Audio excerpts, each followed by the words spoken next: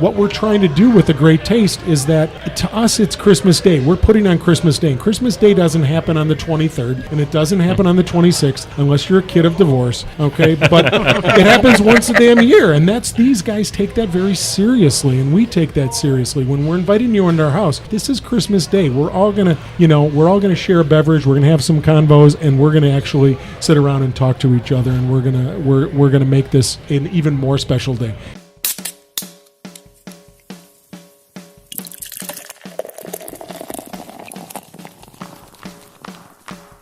Cheers. You've stumbled on into the Tap Takeover Podcast.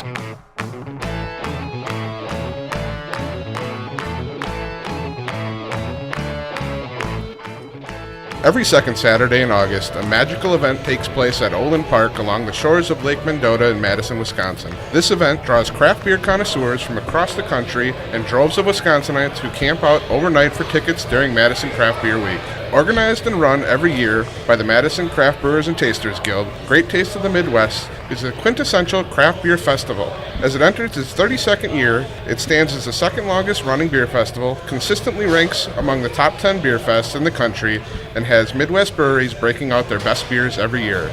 Today on the Tap Takeover Podcast, we are talking to Jason Walters, Chairman of Great Taste of the Midwest, and Fred Swanson, Head Brewer Liaison for Great Taste. Gentlemen, welcome to the Tap Takeover Podcast. Thanks, appreciate it. Thanks so much for having us. Awesome. So before we dive right in, we would like to give a special thank you to our friends of the show, Otto Hathaway and Dean at Ale Asylum, for hosting us today. Now, as we like to do on the podcast, we are going to put some voices to the names for today's episode. This is Andy. And this is Alex. This is Jim. Jesus. Jason. And Fred. So to get us started, why don't you tell us a little bit about the Madison Craft Brewers and Tasters Guild? How did you guys start, and when did you guys first form? It was more than 32 years ago because this group met and was a very small contingent of like-minded folks for a number of years before we started the Great Taste of the Midwest. So roughly 35-ish years ago, and for years, decades, in fact, there were only dozens of us, a couple dozen at the most, until just in the last 10 to 15 years, our club has grown to over 400 individuals, many of whom were first introduced to us through their volunteer activities at the Great Taste, and then through subsequent homebrewing, they're like, we should just join this club and help out more than we already do one time a week. We can help push this whole thing forward, this group, and all the other things that we do during the year. So take us back to your roots. How did it actually form? We had, and Jason, correct me if I'm wrong, but we had a small contingent of folks that were very impassioned by the first breweries on the scene, most of which are not around anymore. Right. But a few who have stayed the course and are still around. Capital Brewery being first and foremost. Berghoff has been in and out, mostly in. And we have been very, very focused on presenting those beers that we all first enjoyed and loved to anybody in the Midwest that would give us the time and the ticket money, because there were years when we didn't have people camping out. We were selling tickets up until the day before. We still had availability. So, this recent phenomenon of us is within the last 10 to 12 years where we've kind of blown up. Before that, it was craft beer was under the radar, as we all know. There were a handful of breweries in the state. There were a handful of breweries in the country. We started one of the first beer festivals ever after the Great Taste. Great American Beer Festival. Great Taste is second in North America. So after that, it just became, there were 12 breweries that first year. Can we get 13? Next year, can we get 15? So that's kind of how it's, slow growth. It's a volunteer-run organization. Jason, what did I miss? Well, I think a lot of the early guys, had traveled probably to Europe and tried, great European beers. And like the classic story, they came back home and they couldn't get those flavors that they found overseas. So the best way to do that at the time was to make your own. So they started homebrewing. They got a group together, more and more in the word of the mouth, and it just kind of grew from there. And then, a few years later, after experiencing the Great American Beer Festival, a couple of our members then decided to do something here in Madison, and here we are 32 years later.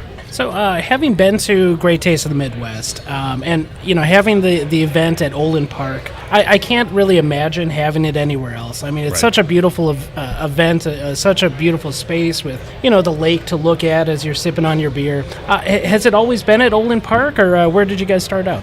It hasn't, and Fred can give a little more background on where it was. But I appreciate your observations of that park. I always describe it as a party on the sloping hillside under 100-year-old oak trees on the lake shore, looking at the Capitol skyline, and I can't imagine it anywhere else. I know that's it's a big draw for our event, just having it in the crown jewel of the Madison Park system. So, but I think Fred can talk more about Law Park and some of the other venues. We started in Turner Hall, and there tends to be a Turner Hall in a lot of major metropolitan areas. I know there's one in Milwaukee. Our Turner Hall is no longer around. It went the way of being torn down after a fire. Then we went to the warehouse area of the Capitol Brewery, which you can still go to, and it was a very small event there. It was indoors for a number of years, and then it went to a place called Olin Terrace. And it was at Olin Terrace for 6 or 8 years. And imagine this, before the Monona Terrace was built, and in between the state office building at 1 West Wilson and the Madison Club, there was a park. And there was a fence and a gorgeous wall that was brick and stone in nature that overlooked John Nolan Drive. Now it is the walkway from the Capitol to Monona Terrace, and there is no drop-off to John Nolan Drive. There was a fountain in that area, and we overlooked the same lake, just from a different vantage point. What didn't work for us was when that park went away. Also, in hindsight, what shouldn't have worked for us was the fact that there were parking ramps right across the street from that event. And when I got involved, it was as a patron, and I looked at one of the organizers and I said, I think I've got an idea for you guys. Watching everybody walk over there, and I thought, you know what, we need to put it intentionally at a place that gives us this same feel, but has no parking. And if it has parking, we're going to put breweries in there. Okay? Our patrons will be encouraged to use shuttles, take shuttles, we will subsidize cab rides, and we will make sure that the neighborhood chooses not to allow you into the neighborhood because they put their cars there. So we have that at Olin Park now. We didn't have it at Olin Terrace, but this history of ours overlooking Lake Monona still survives for almost 25 years. We had just a few years somewhere else, and then it went outside right away to Olin Terrace. It's always interesting when the Great American Beer Festival comes. They always come every year with different people because they want to showcase our relationship and our friendship because, we like to invite them here and they invite us to their event. And they always have the same question. What do you do if it rains?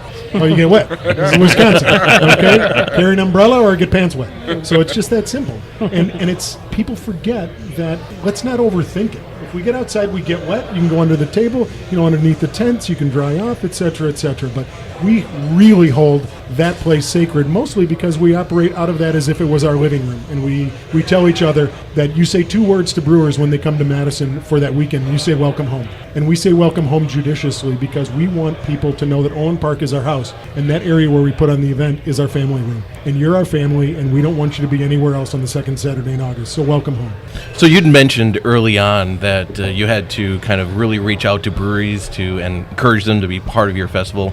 That's probably not the same case today. So how do breweries become a part of the Great Taste? It was less than 8 years ago, 6-8 years ago, that we were still calling people in August, trying to fill up those last spots because we knew what our tent size was. We know how to divide by 6 for 6-foot tables, so we knew who could fit under those tents. We knew who was going to put on a big show, and we knew who was going to invite questions by saying, we want to be outside a tent because we want to decorate this way. So we knew all that. We couldn't fill them up 6 or 8 years ago. And then after the first downturn in the craft beer industry, things started to uptick, and suddenly we had a wait list. And then it was a wait list of 10 or 12. Then it was a wait list of 50. Now we've got a wait list that exceeds our attendee list. So our attendee list is somewhere near-ish 200. Our wait list is close to 250. It might be at 250 today because we still have people coming in on a daily basis requesting to be in. So that is a follow-up question, I'm sure, but we have more people on our wait list today than we currently do on our attendee list. So with the popularity, can brewers share table? And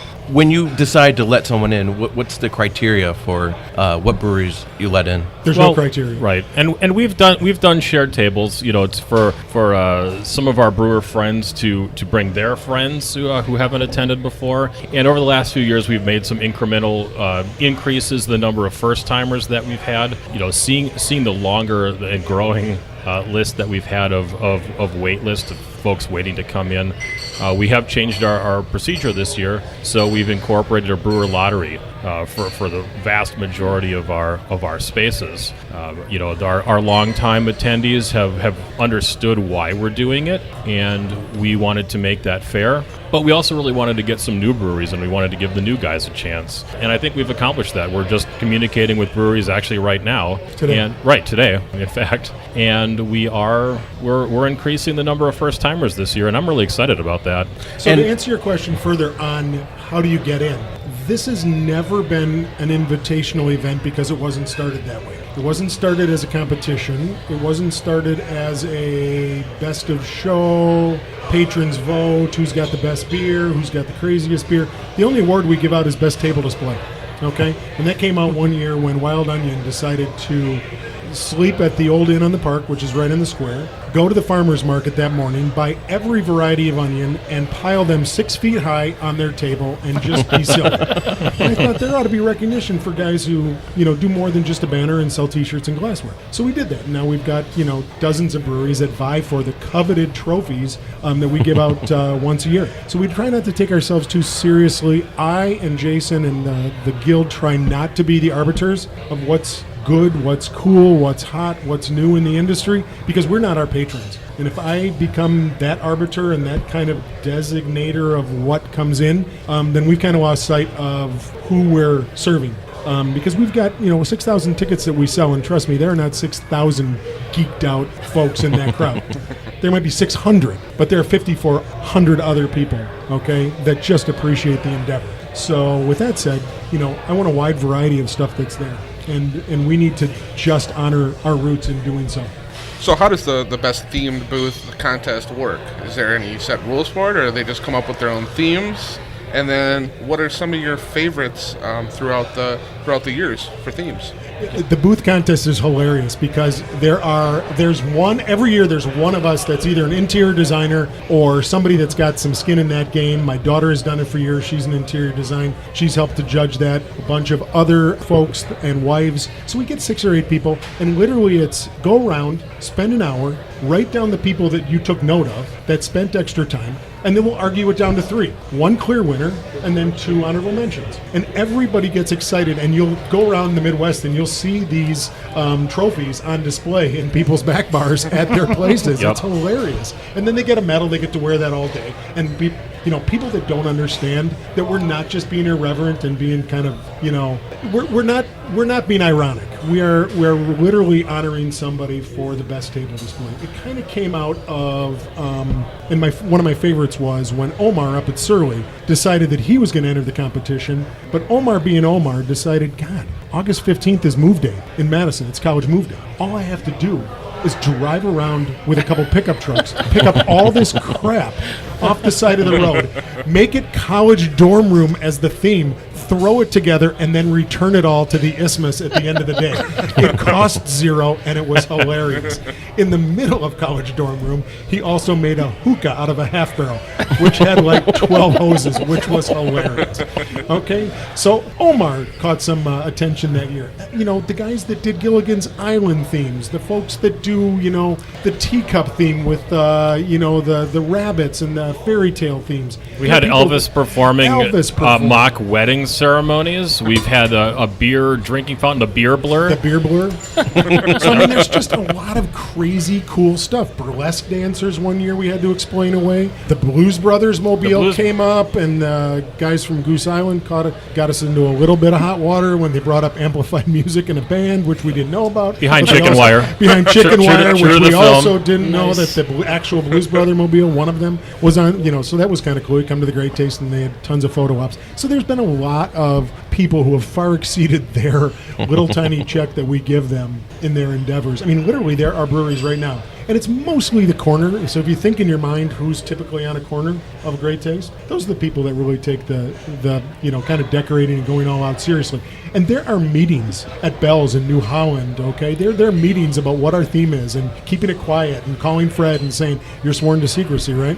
So that's kind of where all that comes from. People take it's fun, but it's also kind of serious. Boxing ring. We had a boxing ring a few years ago. these breweries come up with some creative ideas. We had Freaky Jesus in a pulpit Yes, with a draft beer system We did. dispensing We had Scary Rockstar Scary Jesus. Rockstar Jesus from the pulpit. Watching Dark Horse build an entire altar and pulpit starting at about 9 a.m. on Saturday was one of the coolest things, because these guys they had no plans, okay? They just had a Sawzall, bunch of wood, some power tools, and all of a sudden they looked up and I'm like, oh, and there's a guy named looks a lot like Jesus, performing weddings and passing out beers. That was cool. I'd say through the years too, some of your patrons actually get into it and dress up in costumes too when they come. Oh, sure. We've got, there's always lederhosen and dirndls, but we've always got the, the classic pretzel necklaces. You got to have some snacks. We see the meat stick and string cheese necklaces. My personal favorite were the puffy Cheetos necklaces. So on their way in the front gate, there was a group of 6 people with horribly orange-stained shirts just walking into the event. So I can only imagine how those went throughout the day. But yeah, snacks around the neck is always good. Awesome if it rained that day. So now with your new system, when is that brewery list finalized? It's already finalized. It just came out less than 48 hours ago. So Okay. people have been notified. People that were in, and we make no bones about it. We had to do something. I did a straw poll of people that were above the judicious line that we drew in the sand, below the line, and then people on the wait list. And everybody to a person, there were close to a dozen people that I just straw polled. Everybody got it. Nobody said, God, screw you guys. I'm done. I'm out. Everybody said, God, I just hope I get in. But if I don't, I understand, because other people can get in. Every year, last year it was Bruce, this year it's Mark. Every year, anybody that works on this liaison team with brewers makes it very clear that if this is the year you need to take a year off and step aside so that one of your fellow brewers who's on that wait list for many years can get in. And this year, a number of people took it seriously. I'm not going to say who's not coming, but I will tell you they will be missed, and you will notice who's not there this year, because they collectively accepted that challenge and stepped aside and said, you know what, I've never been on the other side of the table. I'm going to take a year off and give somebody else a chance. There's 5 or 6 people that did that, which is pretty cool. Is there any plans to grow, to We add did grow a additional little brewers? bit this year by less than 10. And there is potential that we could rearrange some things and still hit our budget and grow a little bit more. But those are all yet to be decided. Right now, we needed to get those 200 people in that we've already notified, and then 250 people calling me on the phone saying, come on, man. Yeah, and we really like our layout right now too. We've maximized the space that we've used in the park. We've used a similar layout for the last few years, and we're really happy with it. But we do have some other options if we needed to go bigger or chose to go bigger. All right, so we're talking about a lot of the fun stuff, but when does the work actually start? So you have, planning your big event, but when does the planning for the next event start? I can tell you the best day of the year is the second Sunday in August for me. Okay, because that's when your shoulders, and then this is an honest question, an honest answer. My shoulders come down. I get to finally have a beer on that Sunday, and I get to clean the park, pick up the backs of temporary tattoos, cigarette butts, and all the other garbage that gets dropped at the event. But then I get to have brunch with some of my best friends and say goodbye as people drive by, because literally dozens of brewers drive by on Sunday through the park just to look one more time on their way back to St. Louis, their way back to Bourbonnais, their way back to Cleveland, and just to say goodbye because they know we're going to be there. So for me, the best day always, and that best beer is always on that Sunday, because I can actually pay attention. But that's when the work starts for the next year, because that's when the conversations start. It's Jason and Fred sitting outside a porta potty in a line going, what do you think worked this year? What do you think worked last year? Okay? What can we do different? It is the conversations that we have right away within the next few weeks with the city and the police, and saying, how did we do? What can we improve on? How much can we do better? And it's always this notion that we want to set the bar for every single beer festival in the Midwest. We want to set the bar for every beer festival in the country, not only through the level that we pay people, but through the experience that we give them. And we think that we can do that, and that planning starts right away the next day. It can even start during the event, actually. We're communicating throughout the event of things that maybe aren't working as well as we planned, and we're making mental notes. I'm also jotting down a lot of notes in my my support role in the last few years. I've taken a lot of notes of things that I've observed, things that I want to improve, things that work great that we should keep doing. So yeah, thinking about next year kind of starts. It's kind of a continual process, and I think that's one of the things that's made our event so fine-tuned is that it's the incremental adjustments that we're making every year, that everyone's trying to step up their game just a little bit better. Let's get people into the event just a little bit faster. Let's make ice delivery just a little bit faster. Let's, all those spots. Let's make the food a little bit better. All those little things add up over 32 years to the event that we've got. So, but I agree with Fred. Sunday is a great day. My personal favorite actually is Saturday evening after our patrons and most of our brewers have left the park, where I can hug my friends who helped put on this festival, and there's a lot of relief that night. And we're still at the park. We're still kind of in post-party mode, and I'm feeling really good that night. Just from the efforts that we've put in and from seeing a lot of friends and happy faces that day. So that's my favorite part, but I agree with Fred. Shutting it down, locking the pavilion when we say goodbye after cleaning up zip ties and cigarette butts. And we've got a Boy Scout crew that comes in and helps us clean up on Sunday, bright and early Sunday morning, and a dedicated staff of volunteers and our staff members. It's nice to lock up that pavilion and say goodbye and see you next year. So speaking of the every year to year, you guys do a different logo for the festival every year. So why not just copy paste that? I mean, what is the process of doing that every year, kind of creating that and doing different glassware even, right? Well, I would say the process is different when nobody is taking a salary and nobody's paid to put this on, and it's an entire volunteer effort, and you have to worry about a budget, but you don't have to worry about appeasing fill in the blank. So, for example, one of the things we take very seriously is that people collect these glasses, okay, and they put them on their shelves, and they piss their wives off by so many glasses, okay? And one time I've been called by a brewer's wife. Hey, listen, men can have tchotchkes too, damn it. Absolutely, I totally agree. I have been called one time about one of our logos by a brewer's wife, and I said, duly noted, but ma'am, you have too much time on your hands if you're offended by this one logo. So the bottom line is we take that very seriously. For years, we partnered with Madison College in their graphics design group, and it was part of their senior project, okay? And if you're telling a kid that can't drink yet that they can do for their senior project all the flat pieces, all the set pieces for T-shirts, as well as something that fits on a glass, and they have to understand the event, that's a really cool senior project, okay? So the dovetailing that we've done with those guys, and then as that has expanded into, okay, who are the new marketing guys in town, okay? When we went to Ray Daniels down in Chicago, some of the coolest stuff we've done with industry insiders and total outsiders, people that have just started their careers and people that have been in their careers forever, people in the industry, people outside of the industry. One of our big things that we take very seriously is we're not a pint glass event. We are trying all the time to be a 6-ounce glass and under, okay, for obvious reasons. And that's not to say pint glass events are bad or that events that have the exact same glassware are bad. At the same time, I don't want somebody coming into my event with a pre-drilled holder because the glass is the same every year, okay, and they brought the 6 glasses from the previous 6 years back, and they're going around getting 6 pours. One pour, have a conversation, get out of the way, let the next guy in. That's what we're trying to do. Yep, and I think that's part of what, I think it's one of the things that people expect coming to our event. They're excited to see, what does the glass look like this year? Will it fit in my neck strap holder? They want to adjust it ahead of time so they're not losing any time during the festival. I think the logo is part of that same thing, where every year it's different.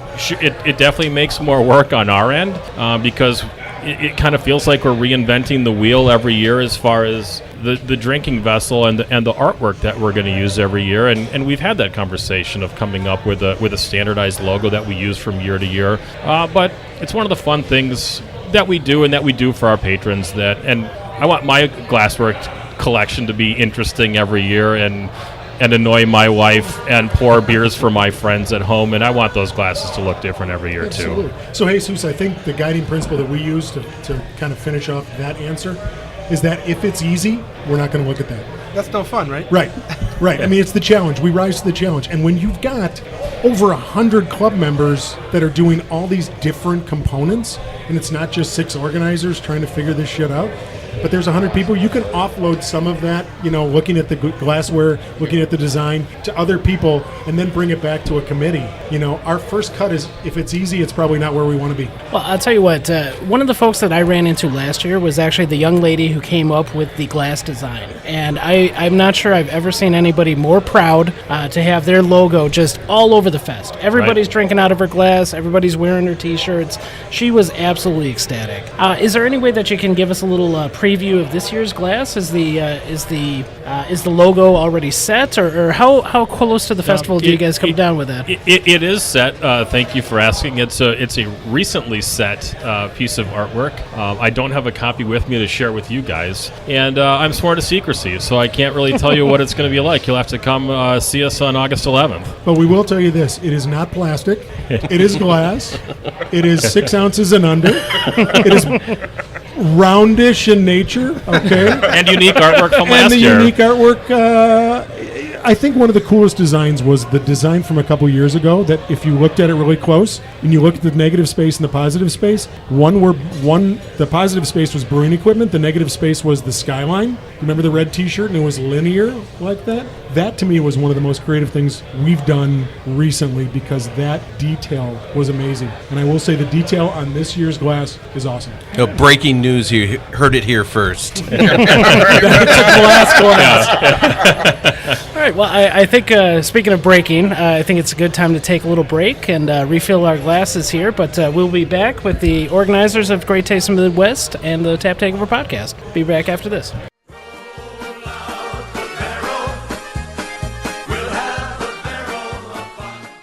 All right, we are back. So before we get into it, I guess we just want to talk about, during our break, we were discussing your volunteering aspect of the fest, but you are a nonprofit entity. So before we get into volunteering, what do the profits actually go towards, and can you tell us more about the volunteer efforts involved? Sure. We are a nonprofit or not-for-profit organization, so we're all in it just in it for the love of beer. We're not trying to make any money on this thing. The Great Taste helps provide it because we are a homebrew club. Obviously, it's the main driver along with our dues, but by far and large, our largest driver for the club events that we do, our brewing programs, so that our members can get grain and hops to use for their home brewing, and some other, many other events throughout the year. But we donate a significant amount of money to a lot of local organizations, charity organizations, who help, victims of domestic violence, or summer camps for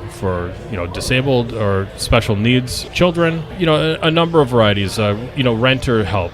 Folks who are being evicted, we help them stay in their apartment. We work with a number of local charities, in a couple dozens, I would say, each year. The Wart Radio has been a long time supporter of the Madison Homebrewers and Tasters Guild and of the Great Taste of the Midwest. Actually, most of the volunteer efforts started out as Wart Radio staff and volunteers from the radio station who were actually staffing for the Great Taste of the Midwest, and many of those people are still on the volunteer list today. To put numbers to that, we are $30,000 to $50,000 a year over decades. So the impact that we've had in this city is phenomenal. And we make sure that we point that out to the city. We make sure that every year that it comes time to show our economic impact, we're not just an economic driver of people spending money in taverns and in restaurants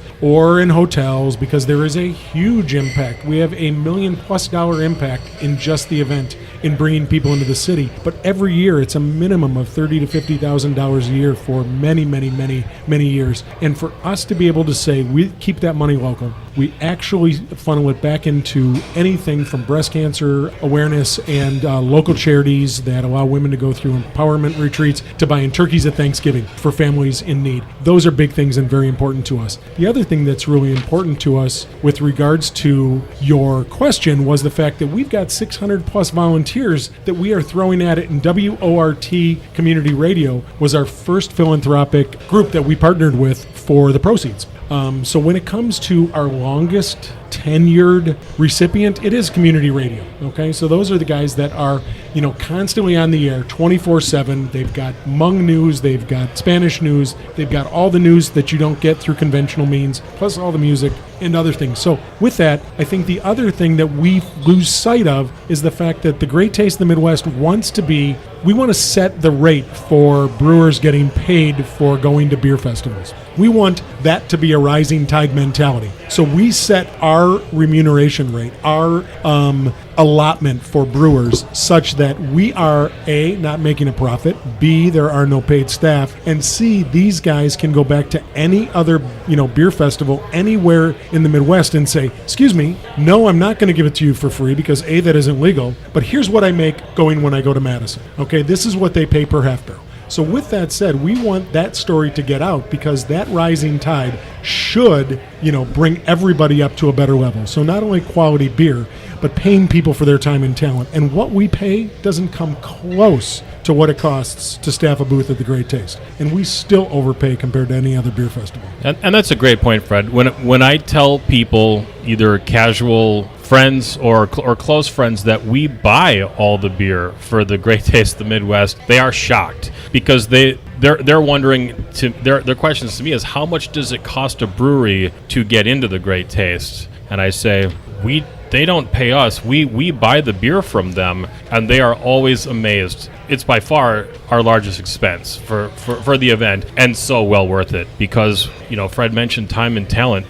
These men and women are rock stars, and we are paying them for that thing that they do so well that makes so many people happy, and they bring all their special stuff. I think that's one of the things that really makes our event stand out is that they do bring those special release beers. They bring those one-offs. They bring the weird stuff that they might have in their tap room, but we also have it in our park on the second Saturday in August. So that's actually part of our mission statement is the Tap Takeover Podcast, is we like to focus on brewers being the rock stars that they are. And it really shows at your festival as most of the head brewers / owners show up to the event. You were talking about how you guys are different than most other beer festivals around the country. Now, you guys have a great relationship with the guys from GABF. How do you differentiate yourselves from them, and how do you guys work together as far as helping other beer festivals around the country? Let me back up to the beginning of your question there, Andy, because our big thing has always been, and particularly since we really focused in on what's going to make us different, is you can only come to the Great Taste if you bring somebody that made the beer, okay? And we'd prefer it to be the head guy, the head gal. If not, bring all of your assistants. If somebody's got to be at a wedding, that's fine, but I don't want a bunch of marketing folks there. I don't want anybody from your distributor there. I want the guy that made it, the gal that made it behind the table, because we have people that want to ask you questions. Okay, so that is a non-starter if you are not going to agree to that. Right, and we want someone on the other end of that table to answer those questions authoritatively because their hands were on those hops. Right. They milled in grain into that batch. They put it into the barrel. They added the cucumbers or orange peels, to the firkin. So we want to know where those orange peels came from, and they're the people who actually did it, so they know. I think that stands out because our patrons do ask these questions. You can hear them throughout the day. These questions are asked all day long, and because the breweries are bringing the brewers who know the answers to those questions, our patrons leave satisfied as well. Absolutely. One of the things that we want people to know when they go up to that table, that doesn't mean you can't bring your servers. It doesn't mean you can't bring your owner. But the bottom line is, at some point in time, if I cycle back in the 5 hours that we're open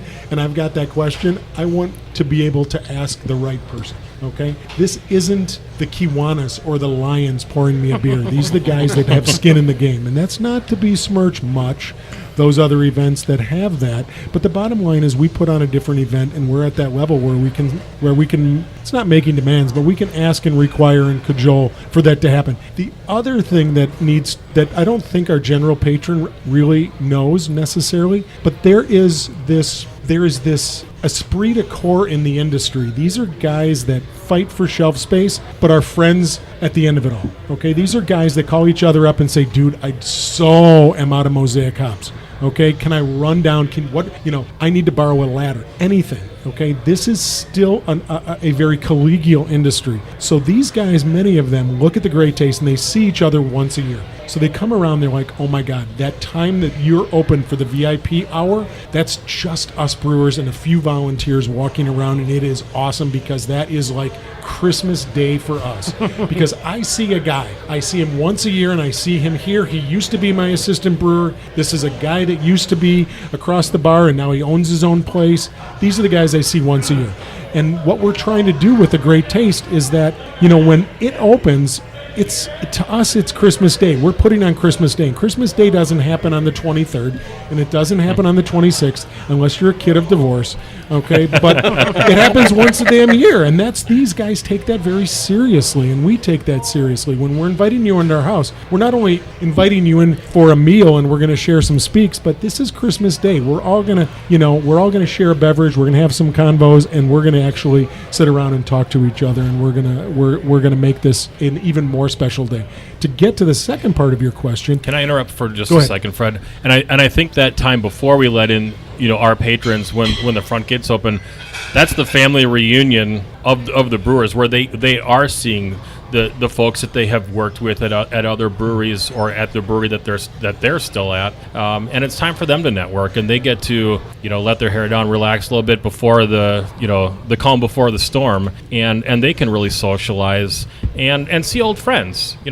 These might be people that from St. Louis and from Cincinnati and from Fargo and from Chicago, and they get to see each other once a year because they might not be making the trip to a lot of other festivals as brewers, but they come to our event, and so that's the time that they get to see each other too. And I'll tell you what, I think we've seen that firsthand. We've been to a number of different festivals, with the podcast and just on our own, and we've seen the festivals where they pay a little less, and you'll see an impact. You'll see a lot more brewery reps and a lot of volunteers, and we definitely see it on your end. There's a lot more brewers showing up. We've also seen the camaraderie among those brewers. I mean, to put it in brewery terms, a lot of brewers, they are at odds with each other for that shelf space, but there's a bit of a fraternity, a bit of a brotherhood, a sisterhood. There's a lot of folks coming together to help each other out. Do you need a cup of hops? That kind of stuff.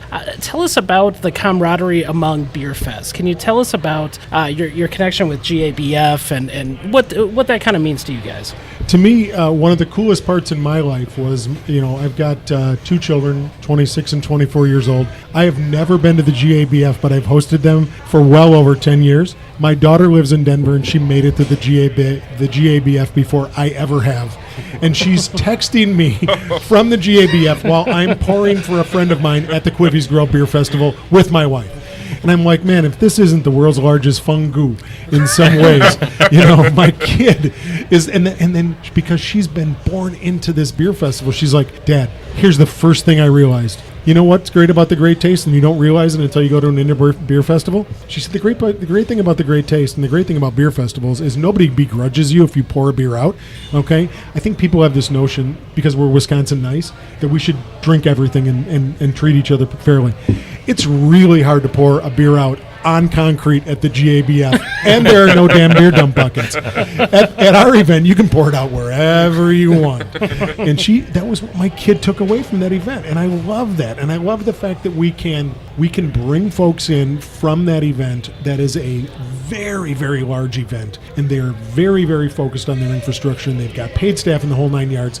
And the first thing that they notice is camaraderie, and the first thing they notice is relationships, and the first thing they notice is what we do differently than anybody else. I walk around and I'm a hugger. I am constantly saying welcome home to everybody. I'm constantly hugging my friends. We are constantly making people feel comfortable. That is what's different, and the GABF doesn't begrudge us that. They just noticed it, okay? And what I hope to notice this year, because I'm going out in October, sleeping in my daughter's apartment on the floor, is the fact that I better be treated really nice. But I'm expecting to see something very different, but not different in a bad way, just different. They are a thing that we are not. They are a competition. They are a celebration of the industry. They are a celebration of awards. They're a celebration of the largesse. We are, like I said, we're like Christmas Day, okay? You know, y'all can be whatever you are. We've defined ourselves very differently for very different reasons, neither good nor bad. And I actually attended my first GABF last fall, and I had a great time. You know, So you're better than Fred. Yes. No. But my wife and I went out, and we had a great time. We had a great time exploring Denver and peripheral, you know, in Golden and Boulder, and trying a lot of the local beers. But we really enjoyed the festival, and it was, you know, from an organizer standpoint, it was a really unique position for me to be in, walking around a beer festival, especially one of that size, and knowing so few of the breweries. You know, literally walking up to a brewery because I like the name of the beer or the name of a brewery or their logo, you know, sort of, you know, what might catch your eye in a liquor store. And that's kind of the approach I had going into that festival, because I wasn't seeing my friends like I do at the Great Taste or breweries that I'm familiar with from the Midwest. But I was, you know, we were all over the place, and it really, you know, exposed me to a lot of different beers. And, you know, we had a great time, but it's a very different event. You know, Fred mentioned the awards. You know, those are the gold medals that these brewers are bragging about. You know, those are the ones you see on commercials. Those are the ones you see, you know, in their tap room that they're really proud of, and they should be. You know, these are major bragging rights, and I don't know how many of our brewers brag about the table design award, but I'm sure they do. But you know, I think like Fred mentioned, I think it's coming home for them, and I think there's that sense of we're back rather than we're there to win a medal, which is obviously a very important part of the beer industry, and helps their, you know, brand recognition and their product, you know, move on shelves and advertisements. But you know, we throw a party, and that's really where the Great Taste distinguishes itself. The breweries come to show off at your festival. They bring their rarest, their best, their multiple award-winning. At GABF, you get that year's award winner. At Great Taste, you get multiple years, possibly at the same booth. How did that come out to be? And what are some of your favorites? I will say unequivocally, I get this question dozens, if not close to 100 times every year, mostly from new breweries. And I answer it the same way every time. And it's always, you know, this is my first year. Either I got in, you picked me, or suddenly I'm going to be there and I've never been there before. And I always say the same thing. I don't care what you bring. You bring what you can talk about, what you're most proud of. If that's an English mild, bring that English mild, because you will be impassioned when you're having that question answered and you're actually explaining to somebody on the other side of the table. Bring what you like. Bring what you drink at your place. I don't want 1,400 barrel-aged beers there. Okay, we're not Fobab. I don't want 1,400 cream ales there. I want what you love, what you are so proud of. And people are like, "Really, dude? My English mild is freaking awesome." Yes, even in brewers' minds, there's this notion that it's kind of go big or go home, you know, for Great Taste. Not at all. It's what do you like that you made. That's all I care about. And that's the answer to the question. That's how we ask you to fill your booth, okay? We ask you to bring the equivalent of 3 half barrels. If you're smart, you don't bring 3 half barrels because they're heavy, okay? You can bring the equivalent in 6 barrels, okay? Much lighter. And that's really where it stems from. You know, bring some variety, bring things you're proud of, bring things that were award-winning. You know, the Great Dane will, you know, just kill it with 30 beers every year because they save stuff. And there are tons of brewers that just save stuff, and they're like, nope. This goes in a corner, it gets buried. They don't dig it up again until August when they're going to drive away. And it's that 6th barrel that was stuck in a corner, that little pin, that little firkin, and people saved it for us. And that is an honorific to us, and that is something that we take very seriously, and we are so excited when people do that, because that happens hundreds and hundreds of times at Great Taste. And we're not afraid of the brewers going big either. You know, I think a couple of my favorites is seeing, you know, Goose Island show up with their single barrel versions of their Bourbon County Stout, when you can get a Bourbon County Stout aged in Heaven Hill barrel or Buffalo Trace barrel, and they're different. To me, that's really cool. And a couple years ago, for our 30th anniversary, Dark Horse showed up with 30 beers. Holy man. Right? 30 I was there for beers that from one fantastic. brewery, and they were all on all day. That sounds like episode 3 of the Tap Takeover Podcast. There was 3 entrances to their booth. Right. It was three entrances. They didn't pull any special release beers. They didn't have any timed release beers. It was all on when the gates opened. All 30 of those taps were flowing, and they were on until they were empty. And I so appreciated that effort and that that pat on the back and that thank you to us. That they would bring 30 beers for a 30th anniversary. They recognized the milestone. We didn't ask them to bring 30 beers. They brought 30 beers. And the fact that they had them all on tap at the same time, I know I went there a few times just because I wanted to try each entrance. Like, what are you excited about? And that was my approach every time. I never went there with a beer in mind. I handed my glass to one of the brewers and said, pour me what you're excited about. And at the same time, to finish up, Jim, we take ourselves so not seriously in so many ways that just the placement of brewers is important to us. So if you come to me and say, I'm going to bring Dark Lord, that's great. But if somebody else from another state says, I'm going to bring a beer that I made called Dork Lord, well, then I'm going to put you right next to Dark Lord. And you two sons of bitches fight it out. Okay? And they end up having this great time because it's just irreverent. Okay? If you're in lawsuits with each other, you damn well better expect to be next to each other. Okay? Get along. This is a party. And to be honored with the first bourbon barrel aged beer at a beer festival was Bourbon County Stout. Okay, at our event. First time it ever came out of Goose Island. We could have an entire beer festival of just guys that used to brew at Goose Island. Okay, we could start an entire event on Sunday. Yeah. These are the guys that used to be there. The coaching line or the brewery line coming out of Goose there's is so amazing. many firsts and so many difference and so many kind of one-offs. That's where we kind of, when CUNY comes and they bring these massive Jeroboams of stuff that they brewed just for the toast before the event even happened to just drink with us. You did what? Yeah, well, dude, this isn't for anybody else. It's just for you organizers that are in our way, and you're usually in front of our booth taking a picture. So why don't we just drink together? We brewed this for your 30th. We brewed this for your 25th. We brewed this for your 20th. There's some really cool things that just happen organically, and I think mostly it's because of the way we treat people. So let me ask you a fun question here.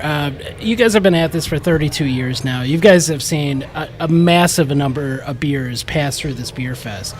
We usually like to ask our brewers if you could take over the taps on the Tap Takeover podcast, which of your beers would you kind of put on tap? I'd like to kind of turn that to you guys and say, in the years that you guys have been doing this, you've seen some amazing beers. If you could take 3 taps apiece and throw some of your favorite beers from over the years on those taps.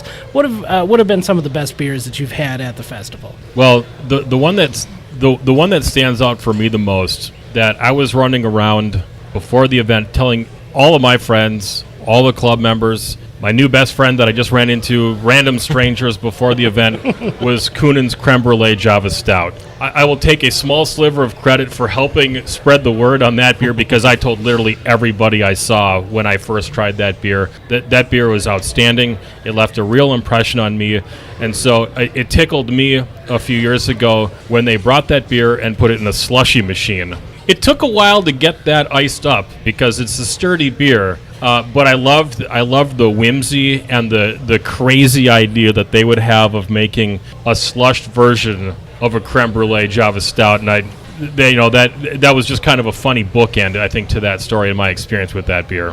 I would say that the beers that stand out for me are the folks that come with no intention of ever being in Madison and ever putting their beer on shelves or getting any traction in the state of Wisconsin. And to have for almost 30 years Schlafly come up to our event because they've become friends, to have Blind Pig come up over and over again. I will tell you the beer that just stopped me in my tracks that blew me away was the first Goose at the Great Taste. It was from Joe's Brewery in Champaign, the predecessor to Blind Pig. Just absolutely knocked my socks off, and it was even better. And they kind of started the whole booth decorating thing because they brought a gargoyle and then they drilled through the gargoyle and they ran a beer hose through it so that in order to get the Goose, which was the first time I think we in the Midwest had ever seen a Goose on tap at a beer festival, you had to pet the gargoyle. Okay, and then you got some goose. So that one blew me away. That's a steep entry point right there. That is a steep- Pet the gargoyle. Yes, and then there's just so many stupid, crazy things that come up every year. There's a beer that just blows people away. That even the beer geeks in a million years would never say. If you just wrote it down that this is the beer style, I would say most people would go, meh. Okay, so the year that somebody brought, and then now it's becoming a thing again 20 years later, they brought Bloody Beer. Okay, it tasted just like a stinking Bloody Mary. Okay, now that's Zwanzig's out of Columbus, Indiana. That blew me away, and anytime you send somebody over there, they just laugh, and they're like, okay, yeah, that's stupid good.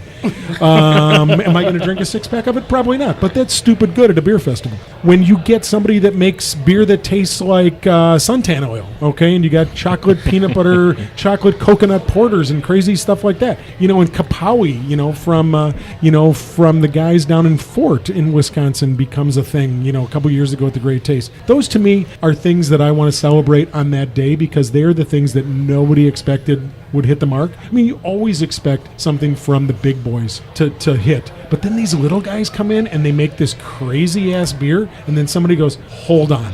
Wait, there's something going on here. This is well crafted. It's silly. I might not drink a pint of it, but this is really stupid good. Those are the ones, to answer your question, which are the ones that stick out for me. First goose I've ever had, oh my God, yes. Pedigargo, you bet. And you can tell when there's a buzz at the festival. People are talking immediately. When somebody tastes something good, word gets around very quickly. Going back to just memories of the festival, what are your favorite memories? Not just beer, but just memories of just good times that you were had throughout the years. My favorite is every year somebody looks at this guy named Fred, and I know him, and they're like he looks really? Like you, that's you want to do what? And I'm usually the guy that's more receptive than most to crazy ideas. So the one that just blew me away was when a brewery made a half-barrel boat and had a grill on said half-barrel boat, launched it from Law Park, made it all the way over to the Great Taste, and then took their first keg off that boat, and 4 guys with long poles and no shirts and loincloths dragged it to their table, okay? And they literally made a boat, floated it. It was seaworthy. I mean, are you kidding me? That's a really good one. There's a brewery in Oconomowoc. We do not condone water entries into the Great Taste or water exits, I might point out. Water exits. There's been many years I've toyed around with the notion that the first keg ought to drop in from the sky, and then people start to explain the physics of that to said school teacher Fred, and the fact that if that goes awry, that's really bad, and we probably won't get insured for that. The one that blew me away was, and this is just where it's just stupid, and you realize, okay, that was a dumb idea. There was a brewery over in Oconomowoc.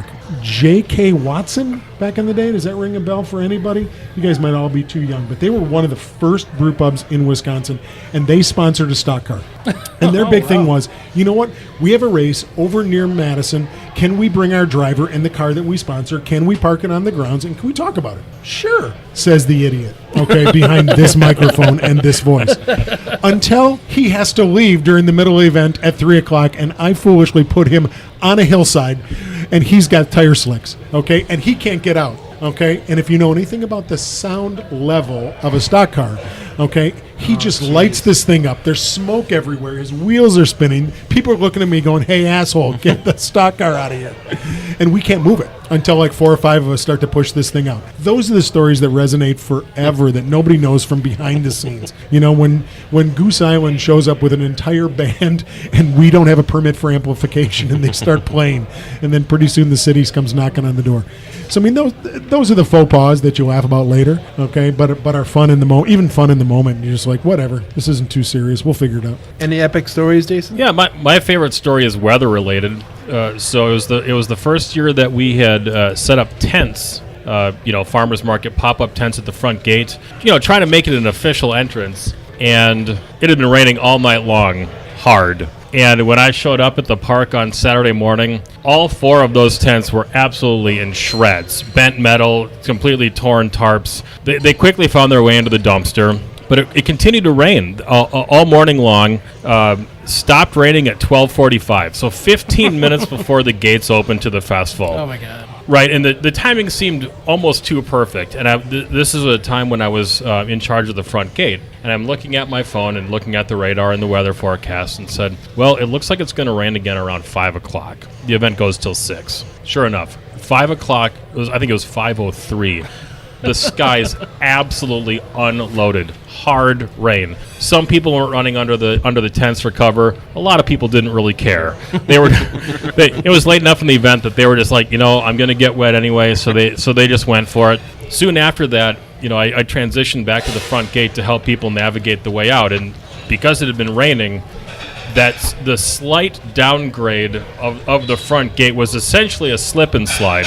So as I'm gingerly walking down in my kilt, reminding people, careful everybody, it's really slippery. Be careful, it's really whoop. And I went down on my I did. I went down on my ass in a kilt on the slip and slide grass on the way out of the festival. Oh man. Barely picked myself up, brushed off a little mud, and kept about my business. But yeah, so even in the rain, we still have a good time. So Great Taste in itself is a fantastic event. But now there has become Great Taste Eve leading into the night before where, you have the brewers coming in, getting set up, getting to their hotels. And now you have fantastic events across Madison. How did that start to happen? How did that actually start? And I would say we'll take complete and 100% credit for all craft beer weeks across the country. Those all generated and came from us. We are ground zero, patient zero. No, we actively sought those out initially. Bruce and myself, the liaisons, 10, 12 years ago, we're actively pushing brewers. It's one thing to come on a Saturday and drive 6 to 8 hours to get here. It's another to come on a Thursday, put on an event on Friday, okay, and make it a little more worthwhile. If you're coming from the South, everybody stops at New Glarus anyways, okay? So let's make it more than just stopping at New Glarus on Friday. What if you guys stop on Thursday, okay, and then come up and do a Tap Takeover, do a dinner, do something at Maduro, do something at Argus, do something at Tipsy Cow. And then all of a sudden, we stopped having to organize it. And it's never we've always defined ourselves as the Midwest. Okay, and people argue that certain breweries that we have in certain states are not in the Midwest. Until you help us organize, you don't get to decide what the Midwest is. But once that is defined, Friday is not that. Okay, Friday is about beer. Thursday's about beer. Now there's Wednesday events. Those are all about beer. You guys can take it over. What I loved was when Three Floyds did a collaboration with Sam out of Dogfish Head, and he came in and did an event at the Big Ten Pub in Madison. And he did a Tap Takeover with Dogfish Head, and he kept saying, I'm sorry, but I'm not from the Midwest. Is this okay? Is this okay? Dude, this is about your beer. It's about good beer. You get to highlight it. And the minute that he showed up, because he didn't show up right at 1 o'clock, he showed up when Three Floyds tapped this collaboration beer. You could see the buzz in the crowd when somebody that did a collaboration showed up, and somebody of Sam's magnitude from Dogfish Head showed up. It was kind of a feather in our cap, and we felt really good about that. And we feel real good about the opportunities that we can provide any brewer. Doesn't matter if you're even from this country, okay? Let's get some Japanese brewers over here and just rock this thing at Tabernakaya on Friday night. Let's do this. Our big thing is we'll give you the venue to do it. We will put it on our website. We'll tell people where it's all happening. Okay, the epicenter tends to be right off the square, but this stuff goes all the way from Sun Prairie down to Verona, out to Oregon, down to New Glarus. It's all over Dane County. It's a great way to get warmed up for Saturday too, as long as you keep it in check, right? You don't want to overdo yourself on Friday night or Thursday for that matter. But it's also been a great way for folks who weren't fortunate in the lottery or weren't able to get in line and get tickets themselves, that they can get at least a sliver of the event by being downtown in Madison. Our capital city, they can be downtown right off the Capitol Square and enjoying beers with thousands of other beer geeks who are super excited about what's to come the next day and are really excited about what's happening right now with Tap Takeovers, with the dinners. It's taken on a life of its own, and it's just added to the excitement and the event that we put on, and now it's kind of taken on a life of its own. One of the big things that we have is, as far as a big event that's for industry insiders, that's for a lot of the brewers that come. The guys at Applied Beverage Technologies out of Chicago take over the Children's Museum. And it's an industry insider thing, and there's 10 breweries that aren't at the Great Taste that are on our wait list that go there because they bought tanks and equipment from ABT, okay? And that to us is a big thing. If those guys are willing to make this, and this is what I think the typical patron also doesn't understand, is that we've got the hop guys at the Great Taste. We've got the glassware guys. We've got the marketing guys. We've got the grain guys. We've got guys coming around and spending money to be in front of you for a couple minutes to just introduce themselves. And then when we've got ABT taking over and you can go down there and talk to those guys about, about hard goods, and equipment, that's also, there's an element of the Great Taste for brewers that is a trade show. And we don't take that lightly. We're trying to make one more reason for you to be here. And it's not just a party. This is a trade show and a convention at some level as well. So as we wind down this episode, we'd like to mention that this year we are covering the Great Taste of the Midwest, and we are going to open it up on our Facebook page, and hopefully friend Jason can help us out on theirs too, as to any listener questions, any breweries you'd like to see us hit, and then we'll weigh them and we'll figure something out on which ones we're going to hit. And as we come to a close, I'd just like to ask you guys to finish out, as the organizers, what special place in your heart does Great Taste of the Midwest hold, and anything else you'd like to convey to your patrons and our listeners? Well, I'd like to thank all my predecessors for the blood, sweat, and tears that have gone into being a chairman for the event. We have a great volunteer staff. But I've met so many great, very close personal friends through the Madison Homebrewers and Tasters Guild and through running the Great Taste of the Midwest that it's hard to imagine my life and my circle